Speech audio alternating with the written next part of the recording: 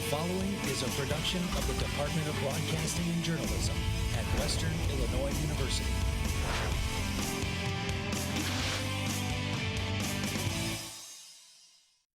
Now from Macomb, high definition, you're watching Colleen Judge, Anna Malay Zuniga, Storm Team 3's 5-day outlook, and sports with Jenny Fromm.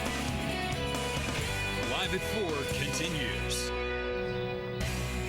Records set, more people than ever ran in an annual fundraiser on campus, an event with a message of honor. A dangerous intersection for pedestrians, a spot in Macomb looks to make its walking safer for patrons.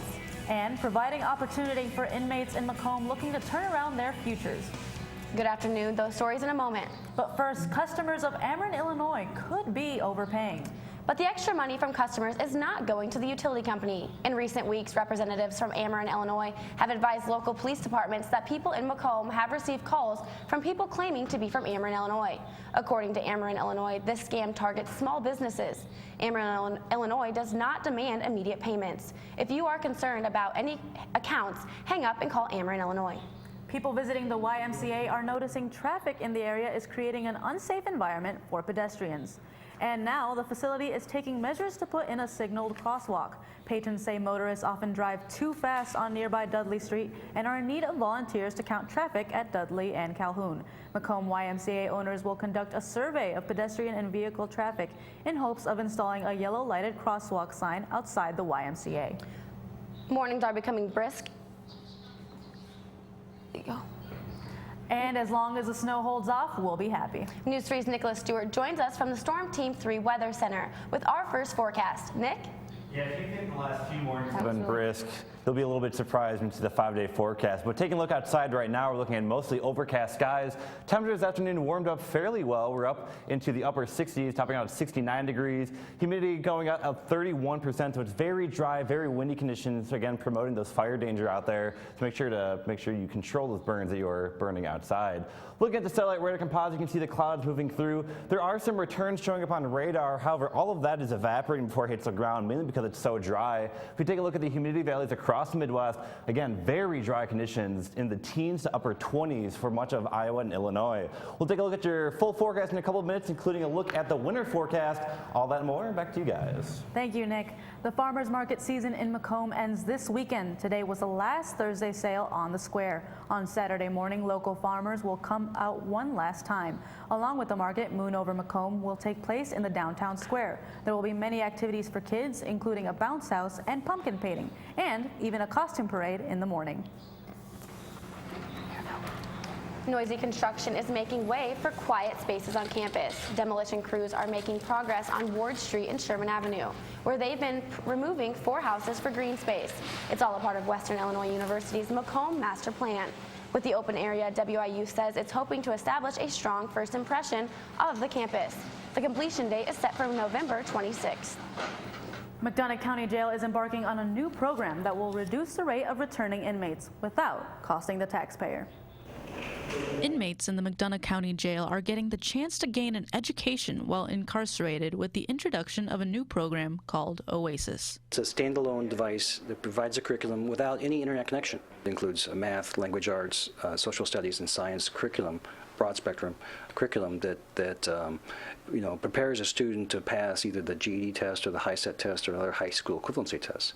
McDonough County is the first county jail to be involved in this GED program in the state of Illinois. In the past, only Department of Corrections facilities participated. We're going to use this McDonough County as our beta test. And so for us, working with the sheriff here is fantastic. He's been great. I have nothing but good things to say about what's happening. And this device solves all the problems. Always before, you had to bring somebody into the jail or take somebody out of the jail to be able to provide them this education. With this device, we don't have to do that. The sheriff offered me this, so I'm looking at, I'm very optimistic right now about my future.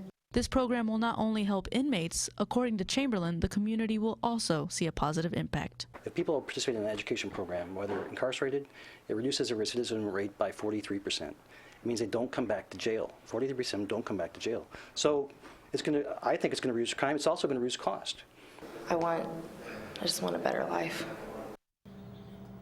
Moving on, Macomb sets a new record with this year's Fallen Soldiers 5K race. The Office of Student Relations says close to 600 participants registered for the October 10th race. It became the largest race in McDonough County with 100 more participants than last year. Runners raised more than $1,000 for the WIU Fallen Soldiers Scholarship Fund and more than $64,000 since the event started in 2011. The scholarship honors 2 WIU alumni who were both killed in the line of duty. One of radio's most popular storytelling hours is coming to Galesburg next month. The Moth is a critically acclaimed nonprofit group that has been dedicated to the art of storytelling for nearly 20 years. This year's stage show will feature Dan Kennedy, the host of NPR's The Moth Radio Hour, as well as a mix of local and traveling storytellers. The show takes place on Friday, November 6th at 7:30 p.m. at the Orpheum Theater in Galesburg. Tickets can be found at tspr.org. Frost and changing color leaves, both signs of fall. We might be able to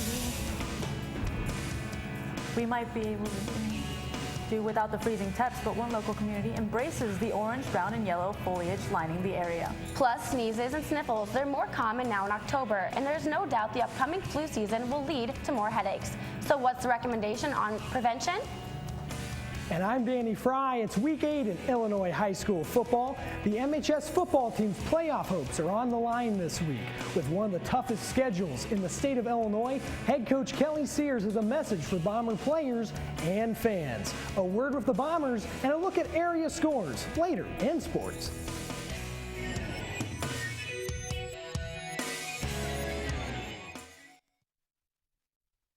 Stories, they happen everywhere. At NEWS3, we go the distance and tell them firsthand. Across the region, tornadoes tore through a neighborhood in Washington, Illinois. Across the state. Here at the state capitol in Springfield for the gubernatorial race. Across generations. We have a lot of people that are very dedicated. We're all volunteers. The stories that inform us, the stories that move us, the stories that matter from a fresh perspective.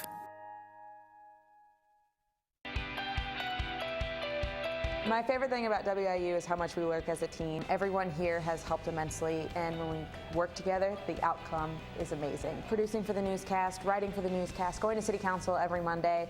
It's something that I've learned that it takes a team. There's no such thing as an I. If there's an I, then we know that something's going to go wrong. I really do believe WIU has prepared me for the outside world. I can't wait to see where I end up. I have to thank everyone that has been involved. You know, Jasmine Creighton, she has managed to help me overcome that scary part. And the way that you have a great show is not the content that you have, it's the people who you work with. And here at WIU, I have had a chance to work with some excellent people.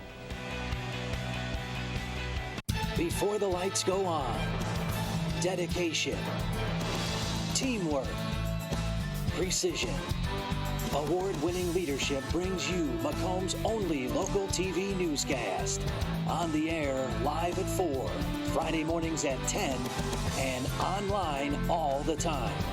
Our community, your community, NEWS3. Take a train to go. Stand by 3 for the push in. Now from Macomb in high definition, you're watching Colleen Judge and Amalé Zuniga. Storm Team 3's 5-day outlook and sports with Danny Fry. Live at 4 continues.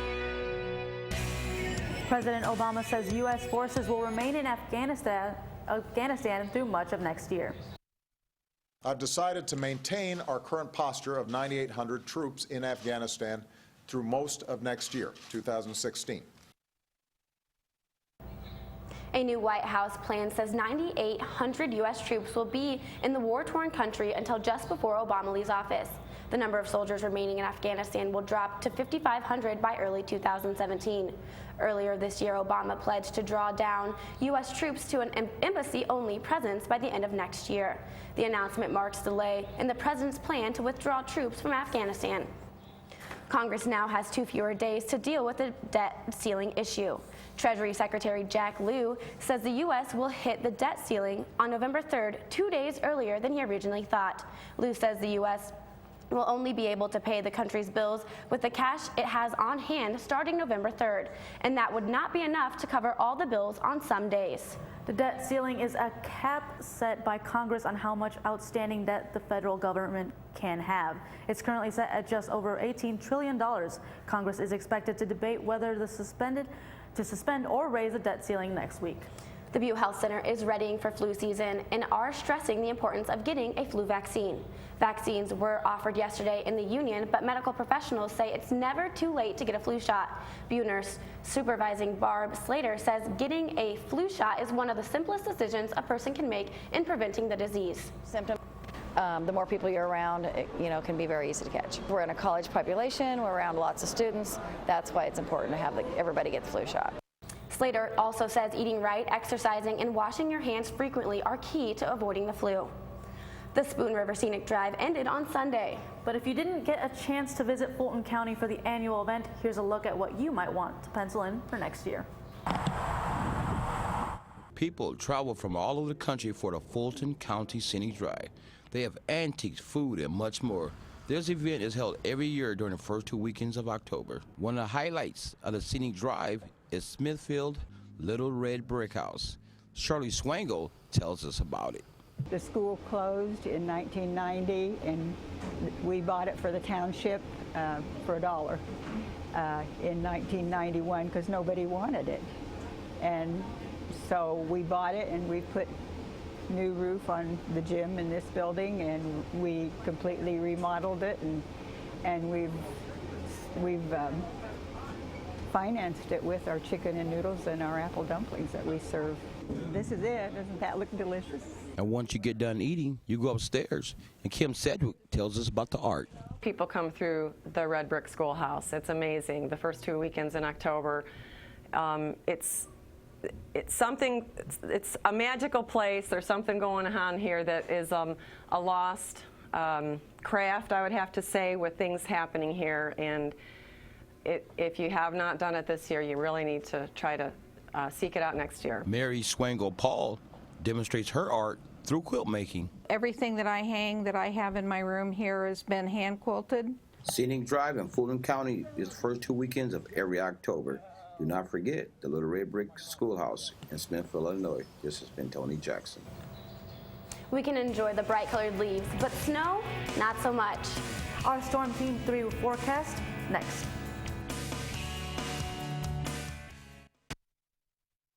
One day, when the glory comes, it will be ours. Dr. King, what's your next move? In March from Selma to Montgomery. Selma is loud for every man, woman, and child. We will not wait any longer. In front of a crowd.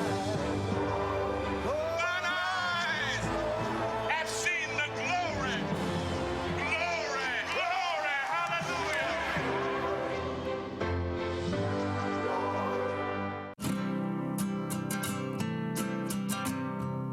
Every day across America, excess food is gathered by a network of good people at local food banks, giving hope to millions of children who struggle with hunger.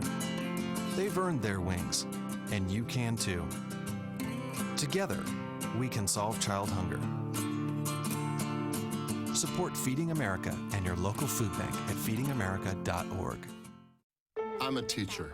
Let me tell you what I make. I make learning a privilege, not a chore, and frustration a tool, not an obstacle. I make working hard seem easy and giving up impossible. I make an old subject feel like a fresh thought and unconventional methods common. I'm a teacher. I make more. So they say it's a man's world? I don't see anybody's name on it. While they were doing their thing, we slowly changed ours. Today, women can do anything men can do. And there's one thing we're even better at.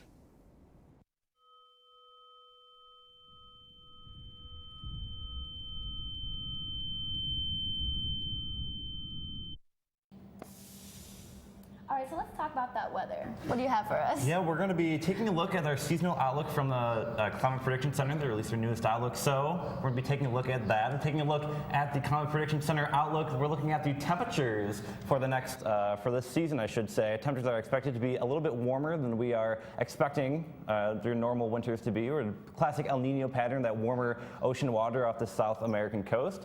And then if we look at the precipitation as well, we're going to be looking at drier conditions off for the most of the Great Lakes, but for us, we're sitting somewhere right in the area of mainly normal precipitation patterns for this winter. So long story short, warmer temperatures, but we could be looking at some less snow than we normally would. That's kind of the overall pattern. But taking a look outside right now, we're going to be looking at definitely very different conditions. The Courthouse Square showing mostly overcast skies. Temperatures are slowly increasing through the afternoon. We're up to 69 degrees. That dew point at 37. Again, notice those very dry conditions. Humidity is only at 31% with those gusty northwest winds at 17 miles per hour. Taking a look at the current temperatures across the region, we had this cold front move on through early on this afternoon. Behind it, we're looking at those gusty winds and much drier conditions. Looking at temperatures in the upper 70s off to the north with temperatures in the 80s off to our south. That'll be the pattern for the next several days, but colder temperatures are on the way. Taking a look at the regional forecast or the regional satellite radar composite, we do see this cloud cover moving in across the tri-states. That's what we're dealing with, mostly overcast skies right now. That's associated with that cold front that passed on through.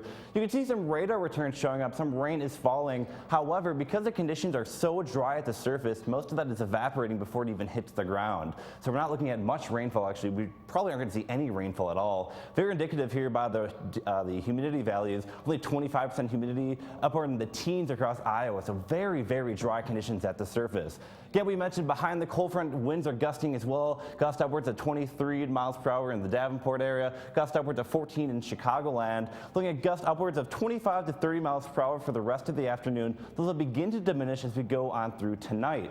That's when basically an area of high pressure begins building off to our west. We're going to be looking at calming skies and clearing skies as well. So lighter winds and less cloud cover as well. We're going to have another cold front move on through, but temperature is going to drop us down into the 30s. So we're going to have our first in a series of fairly frigid nights. Only 36 degrees are in the forecast for the Quad Cities metro.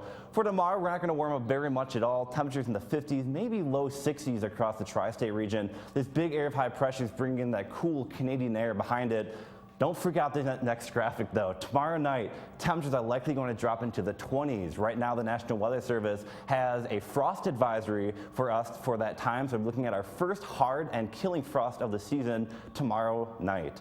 For tonight, though, we're going to get down to about 39 degrees under partly cloudy skies. Winds will be northwest at 5 to 10 miles per hour. For tomorrow, we'll warm up to only about 55 degrees, but mostly sunny conditions, so get the slight trade-off there. Again, very gusty winds, upwards of 25 miles per hour. Looking at the 5-day forecast, temperatures are going to be very cold the next few days after this cold front moves on through. Temperatures only in the 50s as high temperatures for Friday and Saturday. We're going to begin warming up as we head into the beginning of next week. 70s again by Monday and Tuesday, with some showers possible on Tuesday after a next cold front moves on through. Well, it's still fall season then, apparently. Yeah, it's going to be for a little bit longer, and we're going to definitely be dealing cooler than normal temperatures. But it's a falling season. It's fall season. Oh, we're going to go there. Yeah, we're going to go there. There he is. Look at him falling. I can watch that over and over again. I can tell you that much. I have not laughed that hard in a long time, I swear. I have just the great hand-eye coordination. I'm phenomenal. Your feet even go up in the air. Like you turn around. I'm a very discombobulated person. The height doesn't help me out very much. And my favorite thing is at the end, you're like, yeah, I'm fine. I'm good. Talking to people often it's at the fires that happened on Monday. There's a bunch of firefighters standing around. Of course, they watch me and start laughing at me. I have to acknowledge my audience by giving Fell with grace. Thank you. All right, Danny, what do you got from us? That's why you don't see me trying to do anything athletic. I'll just talk about it. Straight ahead in sports, the Western Illinois football team is 2-0 in conference play for the first time since 2010. They look to make it 3-0 this Saturday at Northern Iowa.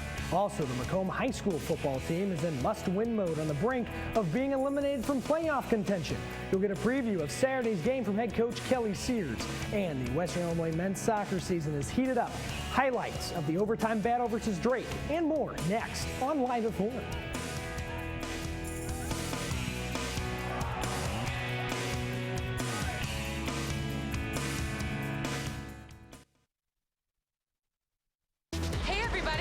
disease affects 1 in every 3 women in America, but you can fight back. There's no time to lose. Mothers, sisters, daughters, families, and friends, it's time to shout louder, stand stronger, and demand change. Let's go! To the Batmobile. Dang it. To the invisible jet! Dang it. Together, we can put an end to heart disease. It's time to go red for women. I could use your help. Learn more from the American Heart Association at www.goredforwomen.org. What do you think it would be like to teach? Chances are, you have no idea. Teachers today are breaking down obstacles, finding innovative ways to instill old lessons, proving that greatness can be found in everyday places, and that you don't need to be famous to be unforgettable. That's what it's like to teach. Stories, they happen everywhere. At NEWS3, we go the distance and tell them firsthand. Across the region, the tornado tore through a neighborhood in Washington, Illinois. Across the state. Here at the state capitol in Springfield for the gubernatorial race. Across generations. We have a lot of people that are very dedicated. We're all volunteers. The stories that inform us, the stories that move us, the stories that matter from a fresh perspective. What did you want to be when you grew up? Now, how do you make it happen? Think purple, think success, think Western Illinois University.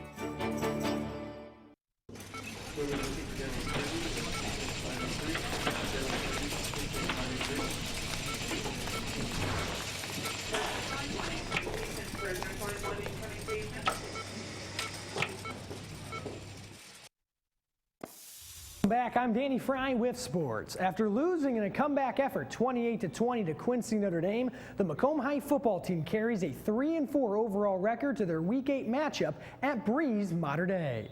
We came out and early it was just I'll just say old-fashioned tail kicking, and that happened, and finally our kids regrouped and they work hard. I got great kids, and you know there were a lot of tears shed at that ball game Friday night, and you know I said, hey, there's no time for crying. We just got to step up and we got to play. You know, every one of you are playing your hearts out. I can't ask any more out of you, and you know I hear a lot of stuff from a lot of people, and one of the things is that my God, Coach, if you were in another conference or you were this, hey, that's not it. I'm sorry. We got to play with what we're dealt, and you know what? We're stepping up and we're playing. Now the focus shifts to a must-win game on Saturday against Breeze Mater Dei. Backs are against the wall, and we got to come out of there with a win. It's going to be a long bus trip. I don't know if you've ever traveled 4 hours on a yellow bus, but I will tell you it's going to be a long trip. And you know, the good thing is Mother Nature, weather's going to be a little bit cool for us, so that's one good thing. But you know, we got a long travel day, and you know, we're leaving at 7 o'clock in the morning to get down there. We got a JV game beforehand, and it's going to be an interesting day. And you know, Breeze Mater Dei, they do a lot of nice things. You know, they've won a lot of ball games this year. They beat QND a couple of weeks ago, but I feel that you know, we're going to have them on the ropes. The Bombers must win to qualify for the IHSA playoffs. Kickoff in Breeze against Mater Dei is at 2 o'clock tomorrow. IHSA, or 2 o'clock on Saturday rather. IHSA soccer regionals are in full swing across the state, and on Tuesday the Macomb High boys soccer team traveled to East Peoria. Final score at the East Side Center at the Class 1A Peoria Christian Regional. Chargers win by a score of 7-0, ending the Bombers season. Moving on to college soccer. On Tuesday, the Western Illinois men's soccer team hit the pitch to face non-conference foe Drake. Leathernecks looking to extend their winning streak to 3 games. Drake with some chances early. Stephen Enna curves a shot, but it's stopped by Leatherneck freshman goalkeeper Bruce Corey. Free kick knocked away by Corey, and other than that, in the first half it was quiet for both teams. Jacob Bevan in the box sends it up to Tyler Chavez, but the shot sails too high around the 70th minute. Another good chance a few minutes later. Austin Gochner with the header attempt blocked up by Bulldog goalie Darren McLeod. The score score still not at 0. Late in the second half, Bruce Corey leaps over for the save, and this game was sent to overtime. Corner kick for the Bulldogs.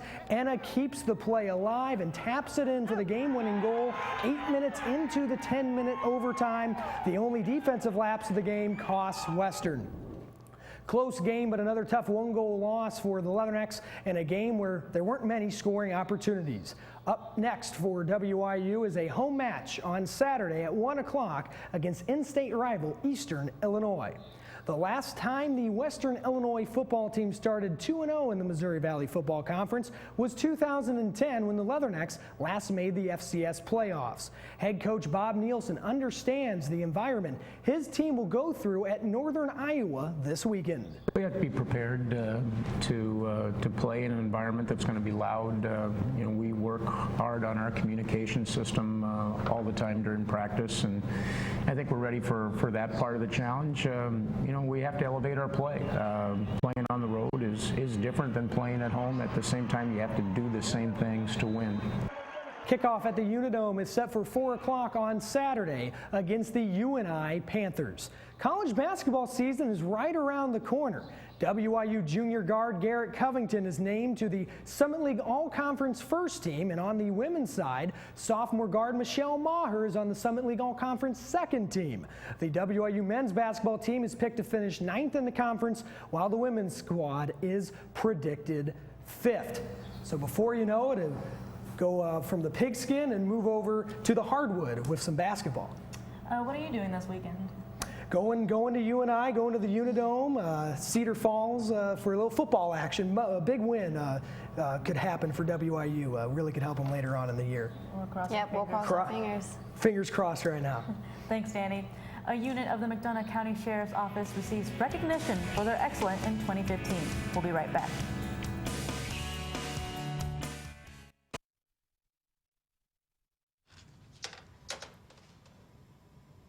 Wow. These are really good. You act surprised.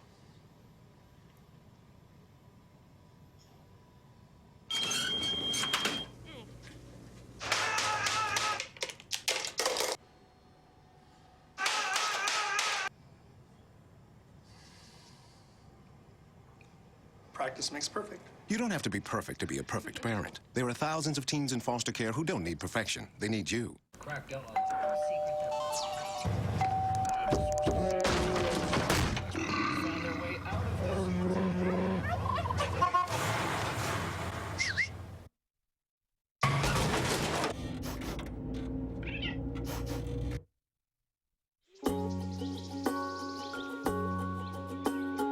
Getting closer to nature can get you closer to your family.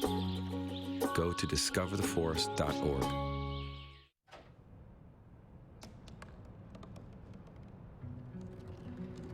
They said I couldn't dream.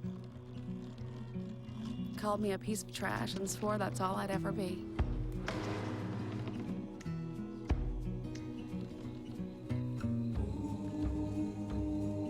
Said a bottle couldn't see the ocean.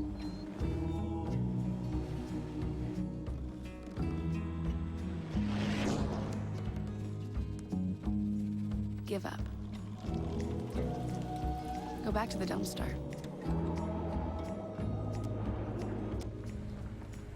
But I didn't listen. I made my way.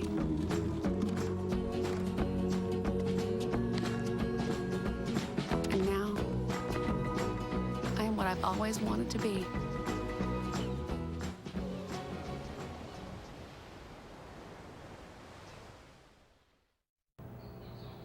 President Jack Thomas addressed students, staff, and faculty about uncertainty in the budget earlier this afternoon in an email.